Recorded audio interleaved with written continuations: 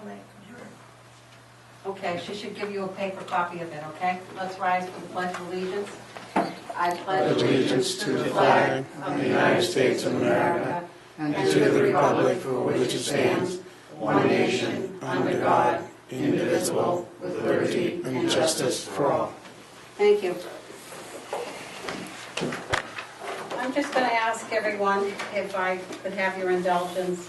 One of the members that's here from the community this evening has asked that we move public input up and postpone the approval of the minutes till after the public input. Is that agreeable? That individual has to go to another public meeting. I am in favor of that, and I want to thank the public for showing up at these meetings. Okay, thank you. Okay, would you please come forward and let me please advise you that there is not going to be any derogatory comments. Okay, go ahead. Please give your name. Okay, my name is Tricia Corcus and I live at 15 Springer Road in Hooksett. And I'm here to ask, when are parents and the community going to be informed that Sergeant Blanchette may no longer be the SRO, could be an interim SRO? Because there's a lot of speculation of what's going on with the SRO program, because sometimes you see Sergeant Blanchette and sometimes you see one or two other officers. And I would just ask that with this program that we try to keep someone in the role consistently. My children have been in the school for 4 years. They've had 4 SROs. From the research I've done, that's not the intent of the program. And we teach our children to be respectful, responsible, and safe, and not to communicate to them or let Sergeant Blanchette have closure with the students. He has a relationship is fair to the students. And I would just ask that you consider that going forward with this program. I also think it makes it difficult for the new person, because the children that have a rapport, had a rapport with Sergeant Blanchette or Jay DeFina or Officer Warhol, I can't remember how to pronounce Warhol. They're less trusting the next time, because they're like, is this person going to be around for long? Thank you, and I thank you for letting me speak before you did your minutes, because I really need to fly now and not speak. Okay, thank you. Anyone else wishing to speak?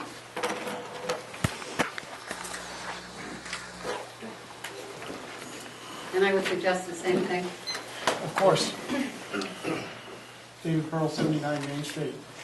Chief, is it true that the requirements for the SRO position have been lowered? We're not going to get back and forth here. If it's a group of questions that you have, you can state them and we can get back to you. Okay? I have one question, Okay. which I respectfully asked the chief. I think that I have every right to have an answer to that question. I'm not debating that, but Okay, I think what we've seen in the past, and it's no surprise that the chief will not answer.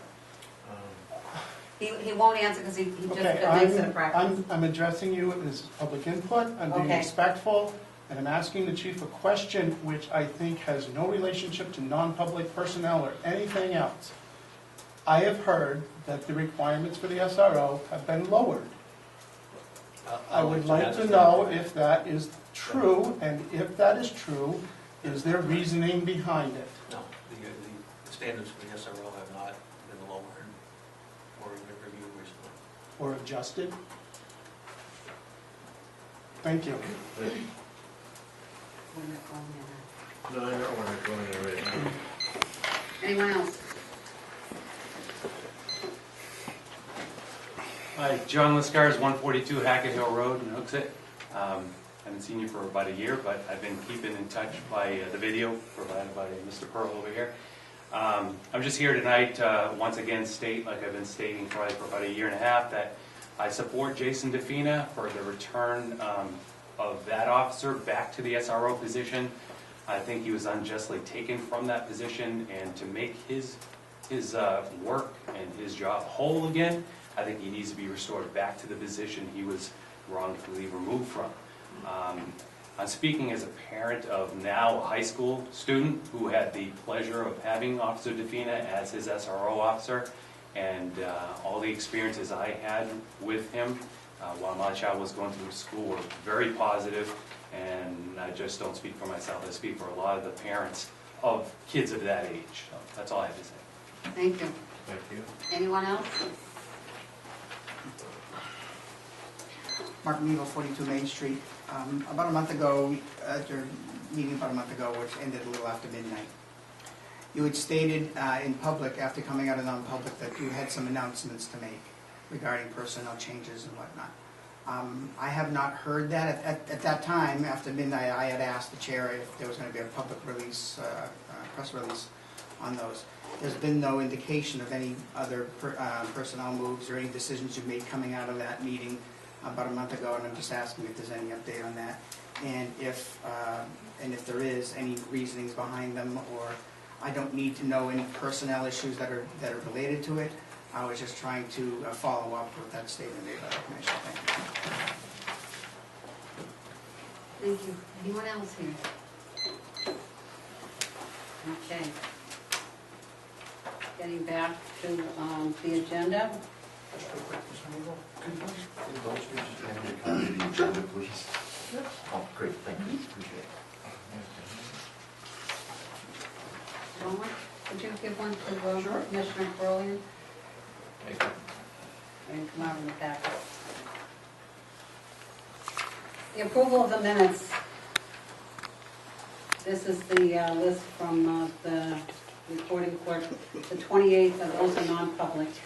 The May 9th and the May 16th minutes.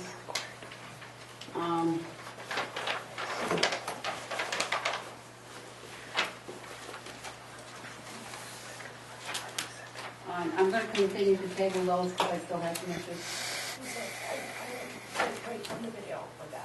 Okay, I still have some, so we're going to continue to table both those, the May 9th and the May 16th. Going down to the public portion, the only other ones that are up for approval is the August 30th, your public portion minutes. And I believe you had those in your packet. I'll entertain a motion.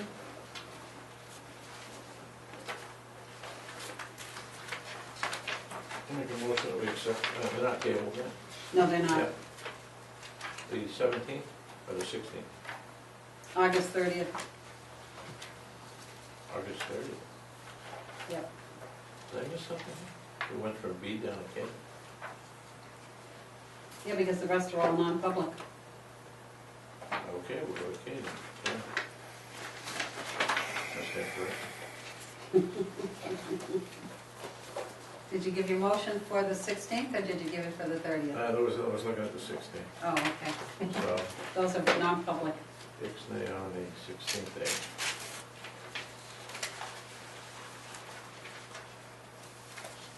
Has everyone had the opportunity to review those? Yeah. I don't seem to have a copy. Okay, and you don't have a Right? copy? No, no. Okay. August 30th. Did you I have a review copy. those? I did. I reviewed the public. Is it stapled to the front of the Yes. envelope? Yes, it is. All right, fair enough, I have a copy, I stand corrected. Did you read those? I did not. You want to wait till later on and we can go back to them? I can do that. Okay. I'll withdraw my, I'll allow the motions to be withdrawn for the time being. You know I brought a pen. Do you want my pen? Thank you. I'll entertain a motion to withdraw your, to withdraw your motion for the time being. For the 16th? No, for the 30th. Oh, for the 30th, okay. I'll make that motion, I withdraw my motion. Okay. You withdraw yours? We don't really need a motion, No. we'll just withdraw. Good. Okay. And we have had public input. Okay, well, let's begin with old business, starting off with the National Drug Take Back Initiative. I believe that was something that we had brought forth to the commission a number of months ago, probably in the spring. Is that correct, Chief? Yeah, When, spring is going into summer. right. We actually had on May 13th, Lieutenant McDaniels do some research into it, so the actual event occurs probably either in April or beginning of May sometime. I have that memo. If I can, the update is that it will be part of that effort. The next time this program is being held in this area is October 29th. The drop-off point will be in the lobby here. Lieutenant McDaniels will be staffing it. He's talked to people at the DEA as far as how that works, and so we made all the contacts, so we will be part of that. Now, are you going to put out a press release in the newspaper or whatever? Well, I'm going to double check because they usually put out a press release, the feds do, as far as that. I want to make sure what they have on it, so I don't step on their toes. Well, I wanna make yeah, sure so they're- that people right, know what the location is, Right, okay? yep. I'll check on that. Okay, the next item is the CIP. Yeah, on the CIP, if I can, what I sent you was, remember we talked at the past meeting about the CIP. We were waiting for, to see if there were any recommendations that came back from the management study, any items that we might want to add to the CIP. However, what I did is, if you look at the schedule, the CIP packets were requested to be returned to finance this Friday. Right. So what I did is I went ahead and I had Francine draft up the one that we've had for years, the ones that you and I have been dealing with for a couple of years now, on the new forms, and wanted to ask your thoughts about if the commission wants, I believe we still want to do this one, do we want to at least get this one in now, or do we want to wait? What's the commission's pleasure? Well, I did look at this, I went through it, and I guess here's my question. Do we go back to the company that either services this radio communication system and inquire from them what the life remaining in that system? Do we get any kind of... Well, we did that last year, remember, as far as... Yeah, I know, but I think that it would be helpful because here's my dilemma with regard to this. It seems as though that when this information gets to either CIP or even before that, when it gets to the town council, it's basically just set aside as not something that eventually the town is, or the police department is going to need. And the cost of the item is, of this particular thing is $428,000. The amount of money that we currently have in this trust fund right now is $173,514.